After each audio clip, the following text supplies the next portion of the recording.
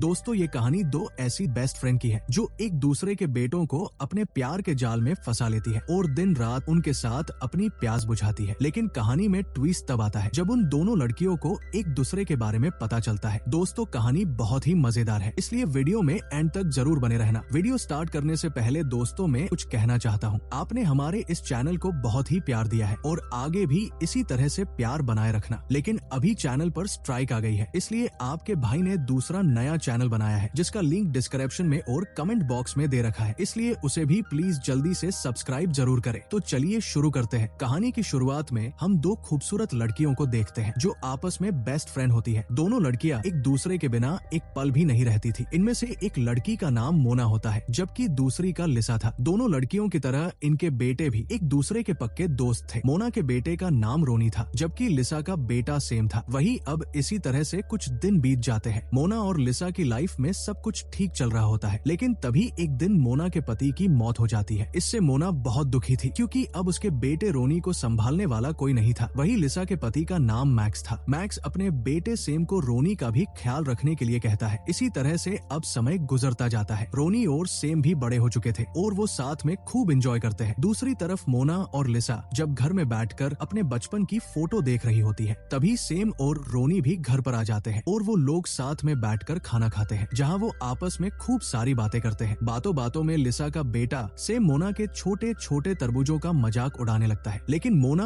उसे कुछ भी नहीं कहती बल्कि उसके साथ उसकी बातों के मजे लेती है। वही अब खाना खाने के बाद वो सभी साथ बैठकर पत्ते खेलते हैं। इसी तरह से ये लोग अपना पूरा दिन मस्ती में बिताते थे। थोड़ी देर बाद लिसा का पति रोनी भी ऑफिस से घर आ जाता है। रोनी लिसा से कुछ जरूरी बात करना चाहता था, इसलिए मोना वहाँ से उठकर अपने घर चली जाती है जबकि रोनी आज रात सेम के पास ही रुक जाता है। मोना के जाने के बाद रोनी लिसा को बताता है, मुझे दूसरे शहर में अच्छी जॉब मिल गई है, इसलिए अब मुझे वहाँ जाना होगा। दरअसल रोनी लिसा को भी अपने साथ लेकर जाना चाहता था, इसलिए वो लिसा को भी अपने साथ चलने के लिए कहता है। रोनी की बात सुनकर लिसा दुखी होती है क्योंकि वो मोना और रोनी को छोड़कर कहीं नहीं जाना चाहती थी। देर रात को लिसा जब किचन में पानी पीने के लिए जाती है, तभी उसकी नजर रोनी के ऊपर पड़ती है। रोनी लिसा को अजीब तरह से देखता है जैसे वो उसकी गुफा में धमाके करना चाहता है। ये देखकर लिसा रोनी से पूछती है, तुम्हें कुछ चाहिए? तो रोनी लिसा को मना कर देता है। इसके बाद लिसा वहाँ से चली जाती है। अगले दिन रोनी फिर से लिसा को अपने साथ चलने के लिए मनाता है, लेकिन लिसा उसके साथ जाने से साफ मना कर देती है। लिसा की बात सुनकर रोनी उसे कहता है, मुझे पता है तुम मोना को छोड़कर नहीं जाना चाहती हो। दरअसल रोनी को लग रहा था लिसा और मोना एक दूसरे के साथ मजे करती है, इसलिए वो उसके साथ नहीं जाना चाहती। लेकिन लिसा रोनी को खुश करते हुए कहती है, ऐसी कोई बात नहीं है, बस मैं यहाँ से दूसरी जगह नहीं जाना चाहती हूँ। वही अगले दिन रोनी लिसा और अपने बेटे को बाय बोलकर दूसरे शहर जाने के लिए निकल जाता है। इसी तरह से कुछ दिन बीत जाते हैं। लिसा का जब भी घर में मन नहीं लगता है, वो मोना के साथ समुद्र में मस्ती करने के लिए चली जाती है। एक दिन लिसा जब समुद्र में एंजॉय कर रही होती है, तभी रोनी भी वहाँ आ जाता है और लिसा से बातें करने लगता है। लिसा समुद्र किनारे बैठकर दुब सेकती है, लेकिन रोनी बस लिसा को ही देखता है। इससे लिसा को भी समझ आ जाता है रोनी किसी भी तरह से उसकी बुलबुल के मजे लेना चाहता है। रात के समय वो सभी लोग साथ बैठकर ड्रिंक कर रहे होते हैं। ड्रिंक करने के बाद मोना लिसा के बेटे सैम के साथ डांस करने लगती है जबकि रोनी लिसा के साथ बैठा हुआ था। रोनी आज भी लिसा को प्यार भरी नजरों से देखता है और इसमें लिसा भी रोनी का पूरा साथ देती है। आज रोनी लिसा के घर ही रुकने वाला था, इसलिए वो सेम के साथ उसके कमरे में सोने के लिए चला जाता है। देर रात को सेम के सोने के बाद रोनी लिसा के पास जाता है। लिसा रोनी से कुछ बोल पाती उससे पहले ही रोनी लिसा को पकड़कर उसके छोटे छोटे संतरों के मजे लेने लगता है। लिसा भी अपने आप पर कंट्रोल नहीं कर पाती और रोनी के साथ उसके गन्ने के मजे लेने लगती है। दूसरी तरफ सेम भी पानी पीने के लिए अपने कमरे से बाहर आता है। तभी सेम की नजर अपनी मोम के ऊपर पड़ती है जो रोनी के साथ मजे करके